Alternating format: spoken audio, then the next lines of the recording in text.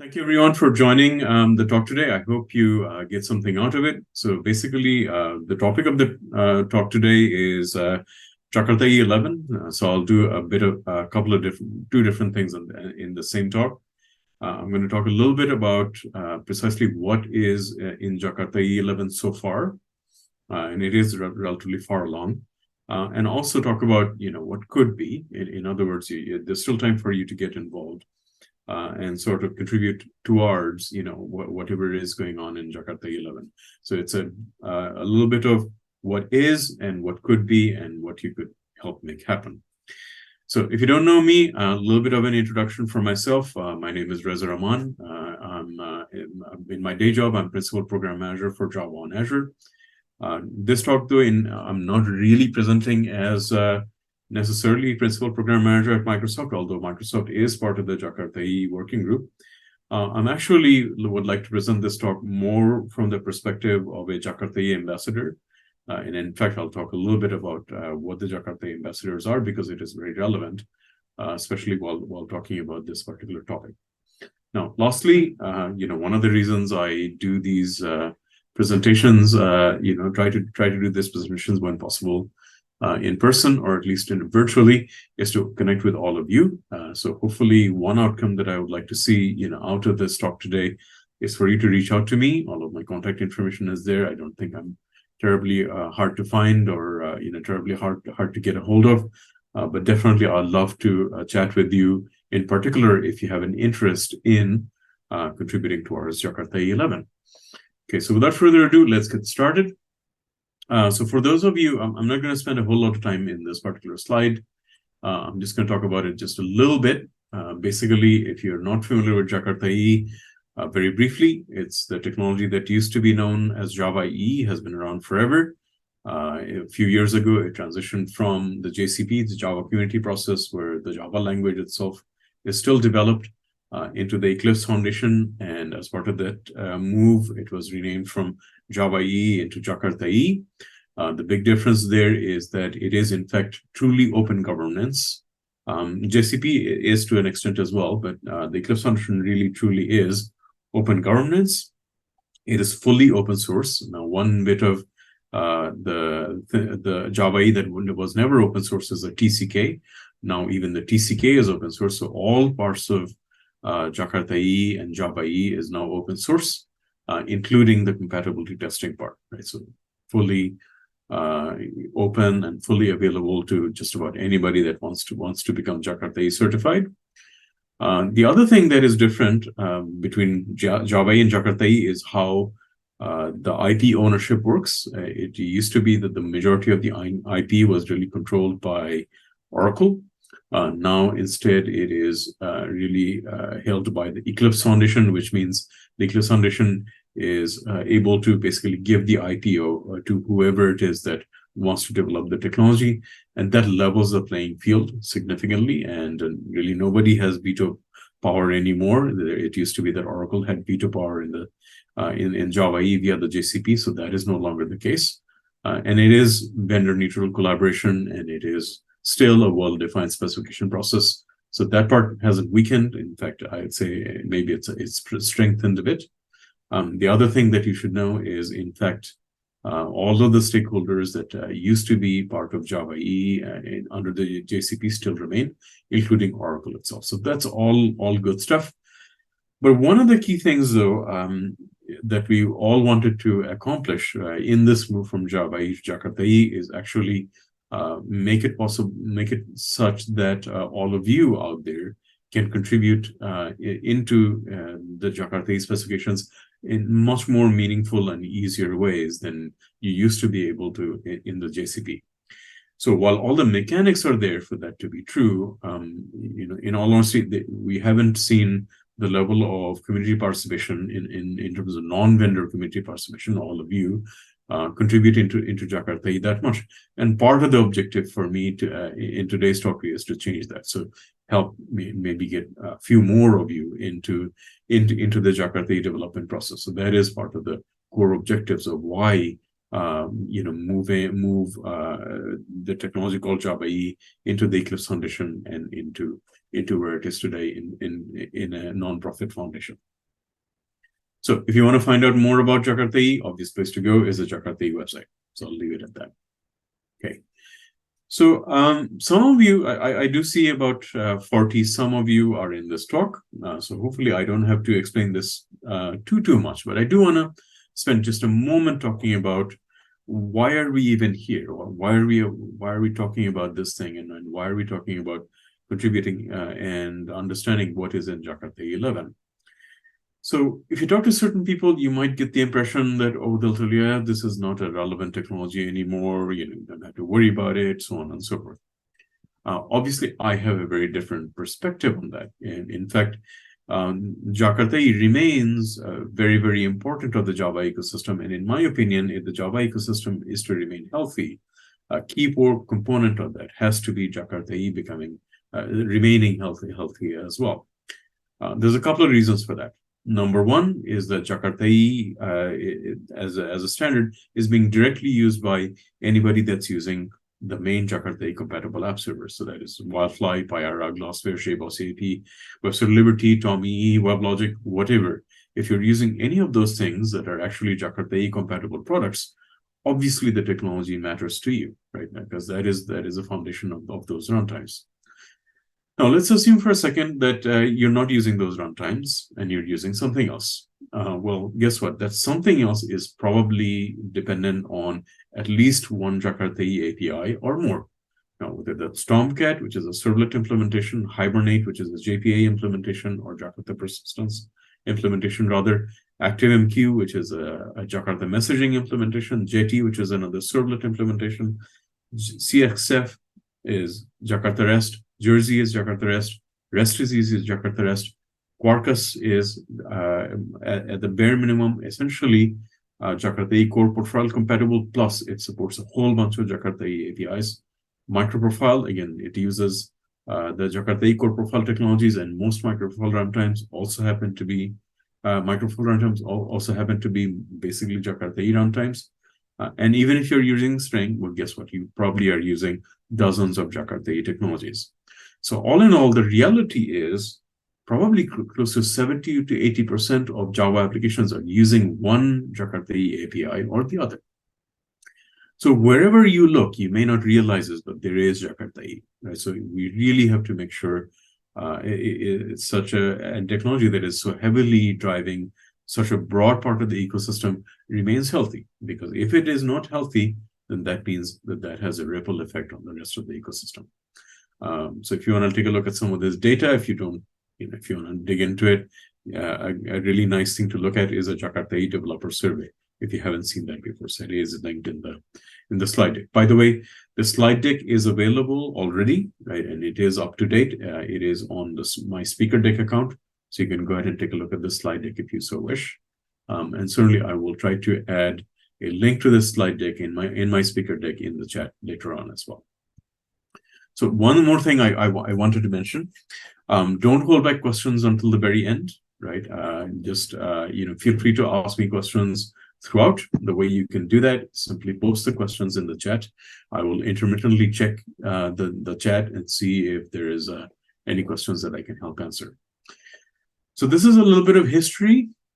So we talked about Java EE, the technology first known as JPE, Java Professional Edition, if you didn't know that, and then J2EE and Java EE being under the JCP for some time. Now moving to the Eclipse Foundation, and under the Eclipse Foundation, believe it or not, we've already had 3 releases now. We've had Jakarta E8, which is basically binary compatible version of Java E8, only moving published through the Eclipse Foundation as opposed to the JCP. Jakarta E9, which helped transition not only the name from Java EE to Jakarta EE, but also the namespace. That needed to be done for copyright reasons.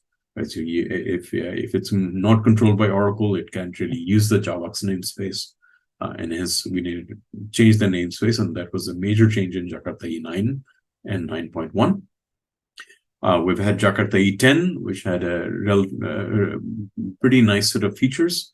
We'll talk about Jakarta E10 in just a moment if you don't know what the changes are, and which now brings us to Jakarta E11, which is going to be released probably early part of next year. So pretty close, not that far, probably just, let's say at a maximum, probably 3 to 4 months from now, or 6 months from now, you should have a Jakarta EE 11 release that you can begin to play with and begin to evaluate.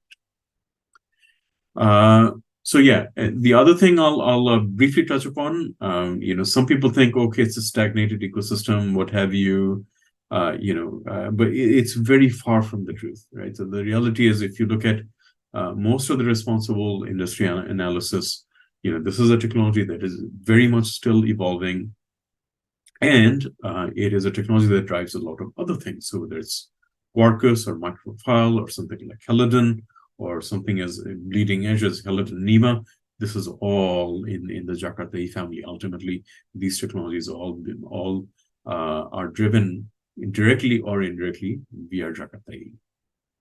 Okay, so if you're for some reason, if you're not familiar with the Jakarta EE ambassadors are, I'm going to explain a little bit of what it is, and this is sort of the heart of this talk. So the Jakarta EE ambassadors are basically an endorsed group of people by the Jakarta EE working group, but it is separate from the Jakarta EE working group and separate from the Eclipse Foundation. And our primary purpose of the Jakarta EE ambassadors is to advocate and try to advance Jakarta EE as a technology, whether that means evangelizing Jakarta EE, just like I'm doing right now, or participating in various Jakarta EE related activities, like maybe running Jakarta One Live, all the way to directly contributing to the specifications itself. So the one important thing in this context that matters is this link that I'm sharing right now. So every year, we basically, every time there's a Jakarta EE release, what we do is we produce a contributor guide. And this contributor guide basically describes what the Jakarta EE ambassadors think in terms of what could happen, what are the changes that are necessary in Jakarta EE as a technology. In fact, basically most of the talk today that I'll be delivering is basically written down in the Jakarta 11 contributors guide of the ambassadors. So if you want to find out more details of anything that I'm going to talk to you today about, you can go look at that guide. So that's the URL for that. And of course, if you want to follow the Jakarta ambassadors in Twitter or rather X, or formerly known as Twitter, there's a Twitter handle for that as well. Okay. So this slide bears a little bit of explanation. So let me talk about this. So this is basically not Jakarta 11, but Jakarta EE 10. Okay. So what is this slide depicting? It is depicting essentially a cross section of what was in the Jakarta EE 10 contributor guide, and what was delivered and what is still in the process of being delivered. So that's what the color coding here means. So the stuff in green is the stuff that has made it. Okay, so you can see the kind of changes that are happened in Jakarta 8.11. So the asynchronous annotation used to be only available in EJB. Now it is available in CDI via the concurrency specification. Batch better supports CDI now. We now have support for completion stage, which is a Java SE API, and that is supported via Jakarta concurrency. We now have a Bootstrap API for Jakarta REST. We have support for OpenID Connect and so on. Right. So there's a number of things that have made it into Jakarta E10. Few things did not quite make it, okay, but are on the way. Right. These are the things that are still in consideration, and these are some of the things that are either looks like will make it into Jakarta 11 or might, right? Depending on how much you want to influence and how much you might want to help contribute, you might be able to make some of these things go into Jakarta 11. But this is basically Jakarta E10 in context, if you want to think about it that way. So that brings us to now, if we remove all the stuff that already has been delivered, right, in Jakarta 11, this is what remains. Okay, so it's a one level filter more of the previous slide. So you can see the stuff that is definitely in the works right now. And as I said, Jakarta 11 work is well under progress. It's not like we're at the beginning, very beginning. I'd say maybe we're not quite at the end yet, but we're close to the end. So we can tell the kind of things that are in fact looks like probably is going to make it into Jakarta 11. And these are possibly things like the at schedule annotation being in concurrency, at lock annotation being in concurrency, the roles allowed annotation, which is again yet another EJB annotation that's going to be broken out of EJB and being made available via Jakarta Security for all CDI beans. It looks like we will have better integration, better CDI support in REST. And adapting to the Java SE 11 Java SE 21 innovations. So things like Java SE records and virtual threads. Those are going to be basically adopted and adapted by Jakarta 11. Looks like there will be JWT alignment. So this has been a long time coming. A lot of us have been looking for this for a while. But looks like it's finally going to happen in Jakarta 11, the JWT alignment. And for such an old technology set, we always try to deprecate more and more things. So there's a number of things that looks like it's going to be deprecated in Jakarta 11 as well, namely things like JAX-WS, aka SOAP support, JAX-B, which is basically XML support, Corba, Corba support has been in the platform for a very long time. That's being removed. And in terms of new innovations, new specifications, there's a bunch of different possibilities, but the one that absolutely will make it for sure in Jakarta 11 is repositories. And we'll talk about repositories and Jakarta data in a moment. So this is a broad brush overview of the kind of things that will make it and the kind of stuff that isn't being worked on right now, right? But potentially you could help make some of these things happen. So this is where you could possibly contribute towards Jakarta 11, and there's still enough time to do that, right? If you really are dedicated to making some of these things happen, some of this is actually not that hard.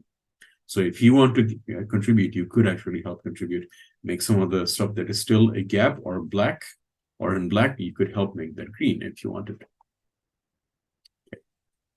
So at a high level, this is how Jakarta 11 looks like. It is going to be H1, which is first half of 2024 release date. So at the latest, probably June timeframe is when Jakarta 11 will be released. Java SE 21 is going to be the baseline. Okay, so we're following largely the release cadence of Java SE. So yeah, probably once every year or roughly once every year, you should expect a Jakarta 11 release going forward. And this time the baseline as a result is going to be Java SE 21. And it's also not just saying, okay, it works on Java SE 21, but also consuming some of the Java SE 11 changes. So already talked about adapting to records, adapting to virtual threads. One of the things that I don't know if you're aware of, but one of the things that was deprecated in Java SE 21 is the security manager. So across Jakarta 11, one of the changes that is happening is removing references to the security manager and replacing it with something else if it needs to be replaced. More and more cohesion around CDI. Talked a little bit about that. It's been sort of a longer journey. A lot of it used to be that Java EE really had quite a few component models. One of the primary ones being EJB, but now everything, we're gradually sort of homogenizing everything towards CDI and some new specifications, namely the Jakarta data specifications. So this is the overall higher level theme for Jakarta 11. Now let's dig into a little bit of it.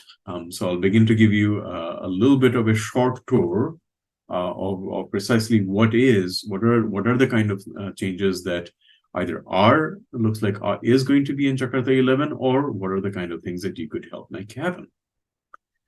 So one of the key ones is Jakarta concurrency. What looks like absolutely will happen is support of virtual threads managed virtual threads, in Java EE, and I'll give you an example of what that looks like and what that actually means in the next slide. But also, in my opinion, virtual threads are actually more of a runtime concern. So if you looked at something like Hello Nima, for example, that is entirely based on virtual threads. So they don't use any threads whatsoever that aren't virtual threads.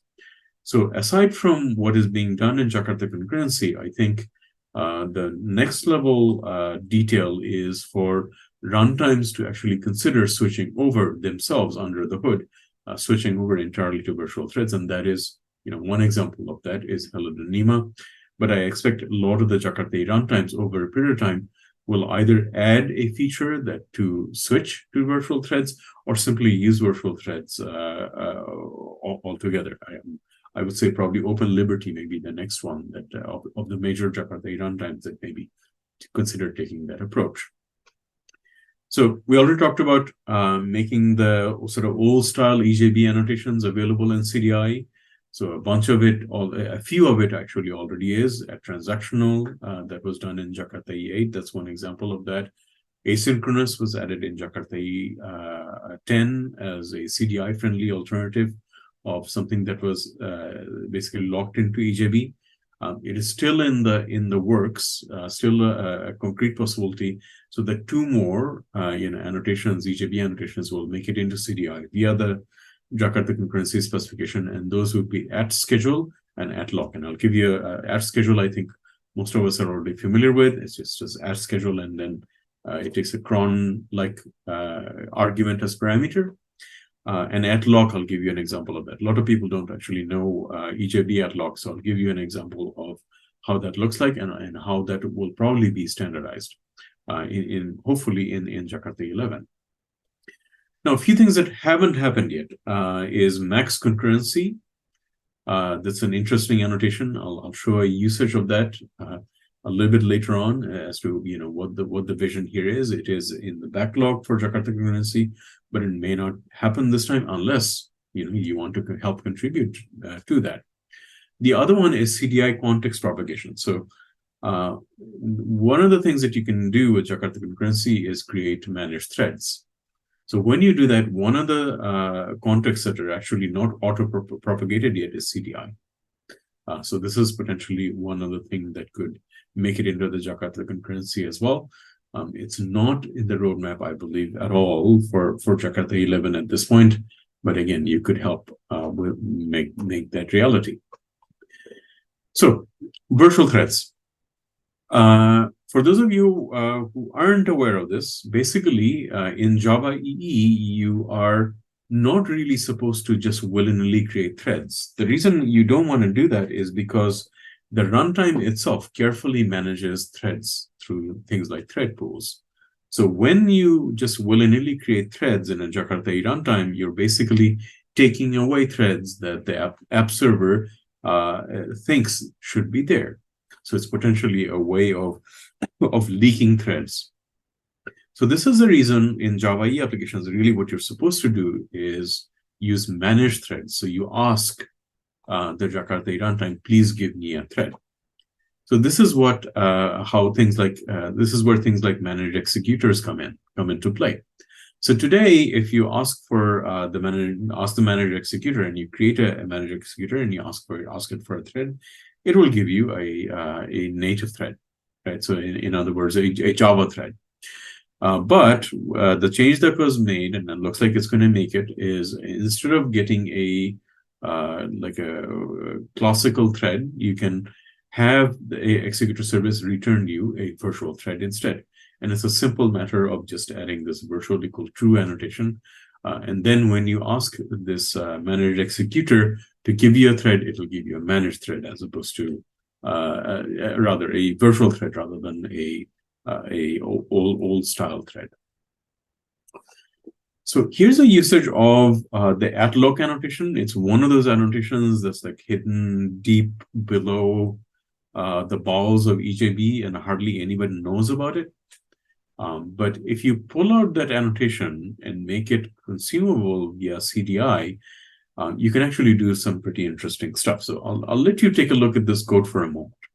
So basically what this code does is that it takes an application scoped object and puts a read lock on it by default. So whatever methods you invoke on this application scope bean will by default be read locked. So in other words, the get states method here would be under a read lock.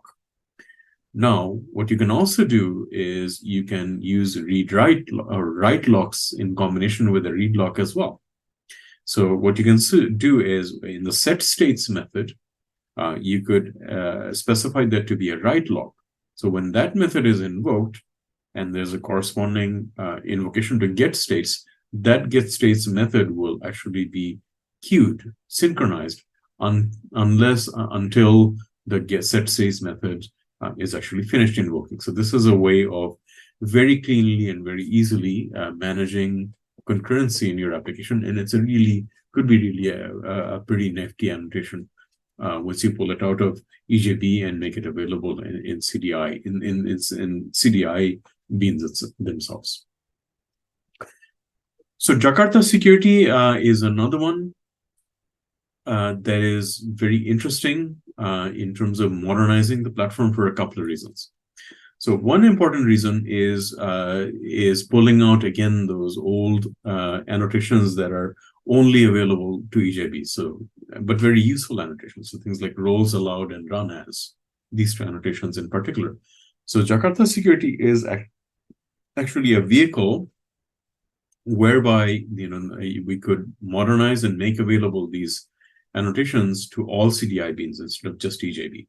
And in fact, there's a good possibility that roles allowed will make it into Jakarta 11. Run as, I haven't seen it yet, right? But that's another useful annotation. You could help make that happen as well. And the other big piece that a lot of us have been waiting for is some kind of alignment with JWT. For those of you who are not aware of this, Microprofile has a JWT specification. And as many of you are probably also aware, most of the Jakarta EE runtimes are actually also Microprofile runtimes. So what we want to see is a scenario where Jakarta Security can play nicely with Microprofile JWT. In particular, if you can think of a use case where there's an application that needs to secure itself using these modern token-based authentication mechanisms, but part of the application uses OIDC, right, or OpenID Connect, and other parts of the application simply consumes the OIDC tokens or JWT tokens or OAuth tokens that are propagated from another part of the application or propagated from another application altogether. So how do you solve that problem? So this is the problem that is being solved right now through creating a bridge specification in Microprofile that basically recognizes the presence of Jakarta Security and things like JWT or whatever else authentication mechanisms you are using, and make sure that works transparently with Microprofile Security. That's really what the bridge specification does.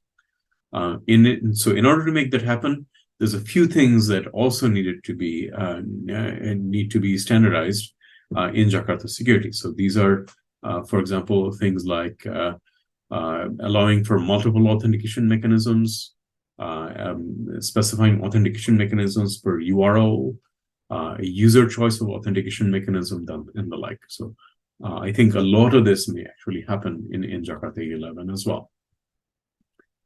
Here's another nice example of something that has been in the works and has been discussed for a while but hasn't implemented yet.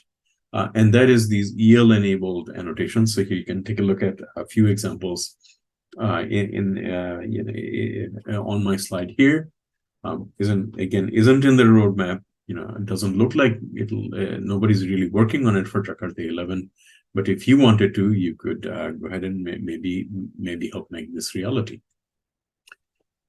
Another important one for Jakarta 11 is going to be Jakarta persistence. Okay, so a few changes are definitely will definitely happen. So one is being able to use Java C records as embeddable classes, and I'll show you a quick example of that in a moment. One other thing that is happening is more alignment with the datetime API, and basically deprecating the usage of the old Java util APIs in Jakarta persistence. So if you remember, you can use date, time, or timestamp in a JPA entity, and then you specify the temporal annotation to map, okay, that I want this Java util class to be mapped to this particular type of database field, and so on. So all of that is going away in favor of the Java datetime APIs. And the datetime APIs were aligned in Jakarta 11 for Jakarta persistence. So you can pretty much use all of the datetime APIs directly, and it becomes something like the temporal annotation becomes unnecessary. You don't actually need it anymore. Another thing that's been happening is adding more and more sort of what I would call SQL-like features, SQL-like syntax into both the QL, the query language, as well as the criteria API. And there's a bunch of that going on in Jakarta 11, looks like, as well. Now, one of the things that, in my opinion, is very, very important is the Entity Manager API today uses @persistence context, and that annotation is actually fundamentally not in the Entity Manager that it injects is not actually thread safe. So you cannot use it in a plain CDI bean that itself, it may not be thread safe. So the idea here is to, instead of using persistence context, make Entity Manager work with @inject, just like everything else works with @inject. Why not have the Entity Manager have @inject also inject the Entity Manager, but inject it in a thread-safe way so that you could use the Entity Manager in any CDI beans instead of just having to use it in EJB. There's some other things that are possibilities for Jakarta persistence. For example, making the persistence.xml basically entirely optional. Using JCache as a second level cache provider, these are also possibilities. Doesn't look like these last three will happen unless you want to contribute, right, and help make it happen. So here's a quick example of something that I think will absolutely make it into Jakarta 11. And that, again, is using basically record classes as embeddables, right? So in the top example, you have a simple example of a record. We're marking it @embeddable, and then you can use it as an embedded field within another JPA entity. Jakarta messaging is another interesting one. No real work is really happening. No committed work is really happening in Jakarta messaging. But there's some important work that I think can happen in Jakarta messaging. Namely, basically replacing message-driven beans with something that is a little bit more CDI friendly. Another thing that could be done is to create a version of Jakarta messaging that's a Jakarta messaging Lite that is more compatible with sort of cloud-native use cases. In some cases, more cloud-native messaging cannot really support a lot of the things that are in JMS. So it makes sense to create a subset of JMS or Jakarta messaging, named Jakarta Messaging Lite, perhaps. You could have a standalone Bootstrap API. You could have AMQP interoperability. These are all of the things that we've discussed in the JMS spec in the JCP and in early days in Jakarta messaging. Just hasn't happened yet. So here's an example of what I'm talking about.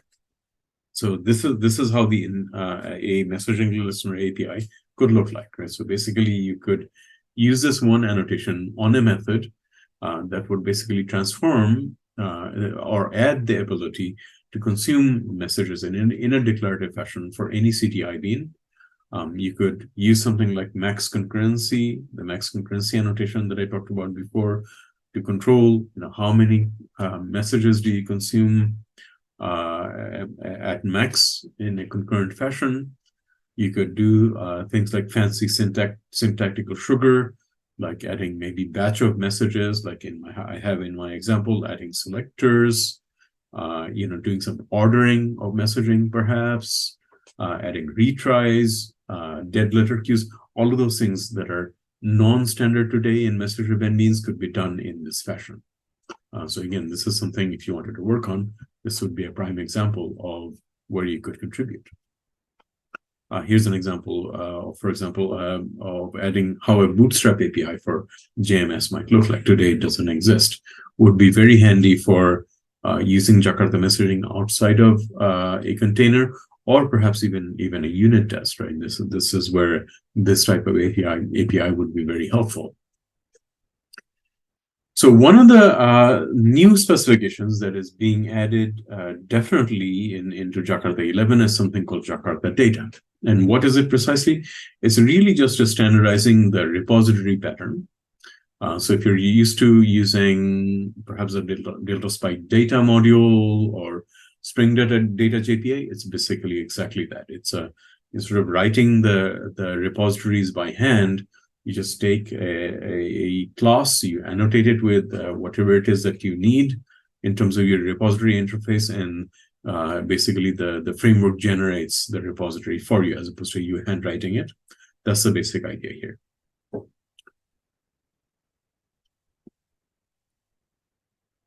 So right now, the idea in Jakarta Data is to start with Jakarta Persistence or JPA.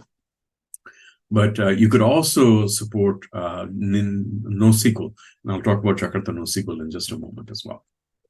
Okay, so here's an example of how Jakarta Data could look like. I'm not going to talk about it in great detail. Hopefully, you can take a look at this slide later. I think this is all relatively familiar to most of us that I have been using either Delta Spike Data or Spring Data JPA. It's a very familiar syntax.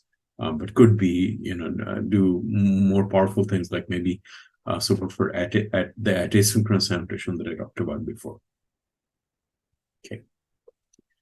Jakarta MVC is another one that is what is called, it's not going to be included. So this is already an existing specification in Jakarta MVC. They've already had their 1.0 release. It's not going to be added in Jakarta E11. There was some talk of possibly adding it in Jakarta 11 as an alternative to Jakarta Faces. It's not going to happen, but what's going to happen is that it is included right now as this small list of candidate specifications that's called prospective specifications, meaning that this is a specification that vendors are encouraged to support in the runtimes because it may be added in the future. We may reconsider adding this back to the standard later. So what is this? This is basically a action-based web framework as opposed to a component-based framework like Faces. The model part is really just CDI and bean validation. The view part is typically facelets or Jakarta Service Pages, aka JSP. And the controller is pretty much just Jakarta REST. So I'll show you an example. So here's how an example might look like. So let's say we have a bookstore. All you really need to do here is annotate it with the controller annotation, specify what path you would want from the JAXA REST or Jakarta REST API. The view would bind this particular action, if you will, to a view. Okay, in this case, it could be a facelet view. And then you would basically handle the corresponding HTTP request. So if you were to render the page, you can just annotate it with add get, and the corresponding callback would be invoked for a get method invocation, and then you can manipulate the model, the underlying model that will be used to render the view. Okay. Jakarta NoSQL is another one that is not quite final yet, but it is close to final. It is not going to make it into Jakarta 11.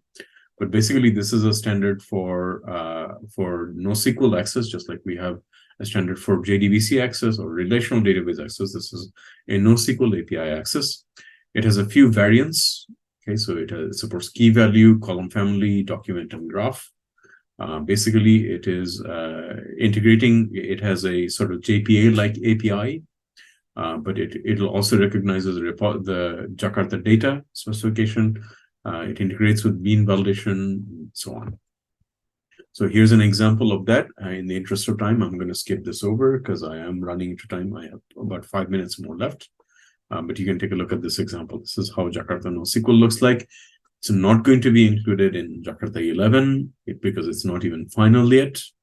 It is not a prospective specification just as of yet, but it could be. Okay. Configuration is another one.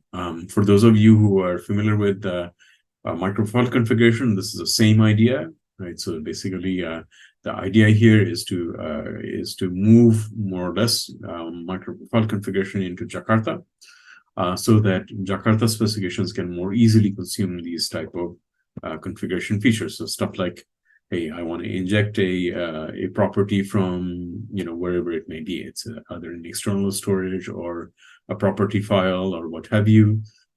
You can do things like, okay, instead of defining a persistence.xml, maybe all you really do is you specify name value properties using the configuration format.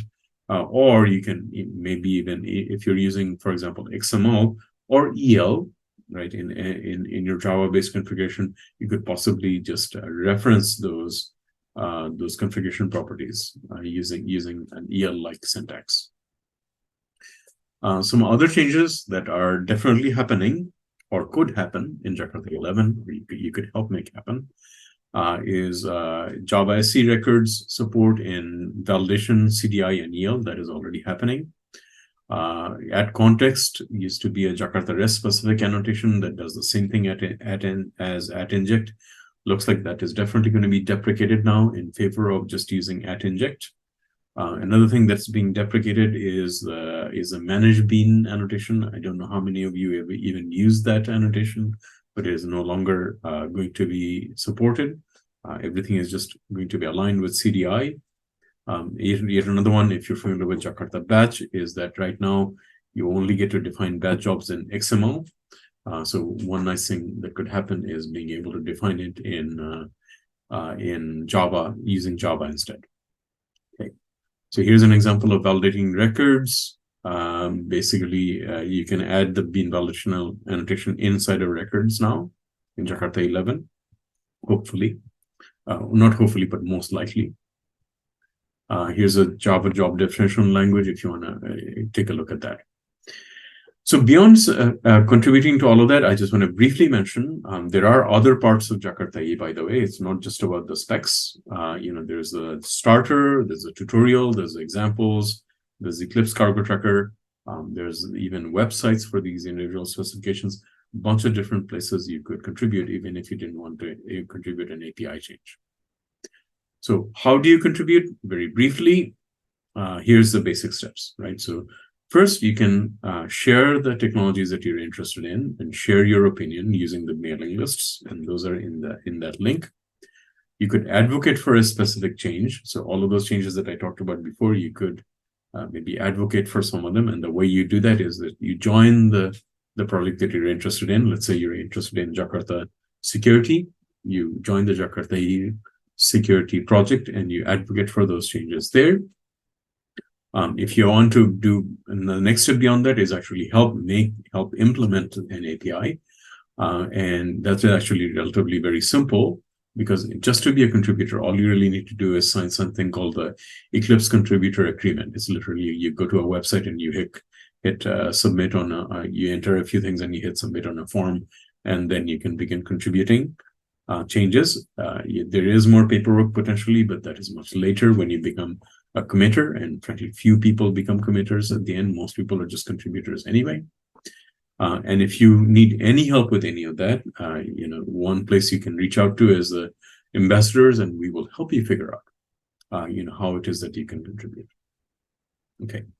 So in summary, I'm almost out of time. One of the key motivations for the Java EE to Jakarta EE move, aside from vendor openness, is to have a welcome mat for all of you so that you can help contribute. So this is, hopefully I've convinced you that you should do that. There is a lot of good stuff in Jakarta 11 potentially already, but you can add to more of the goodness by contributing yourself. Okay. And the time is definitely now, right? Even if you don't contribute in Jakarta 11, at least you could begin the work that you're interested in. And because we're moving toward a one-year cadence for Jakarta EE, you could, your change could make it into Jakarta E12, which is hopefully will be the year after, right? It's going to be a much more frequent cadence than it used to be before.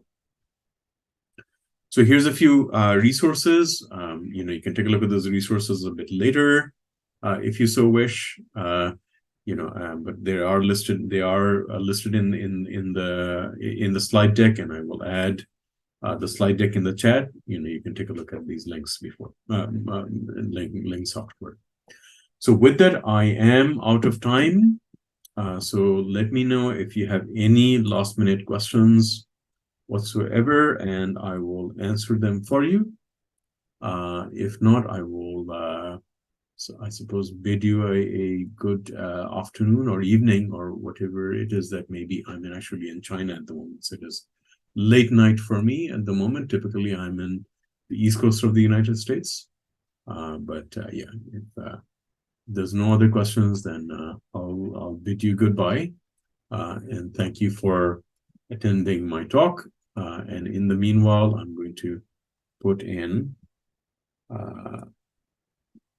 my link, and I believe what I need to do is put it in the meeting group chat, and that is precisely what I've done. So hopefully all of you can see the link, the link that I did, the link that I just posted to my speaker deck. Okay, so stopping right there, I am officially out of time. So I don't see anything in the chat, unless I'm not really looking at the right spot. But yeah, if you have any other questions, maybe we can take an additional couple of minutes to answer them.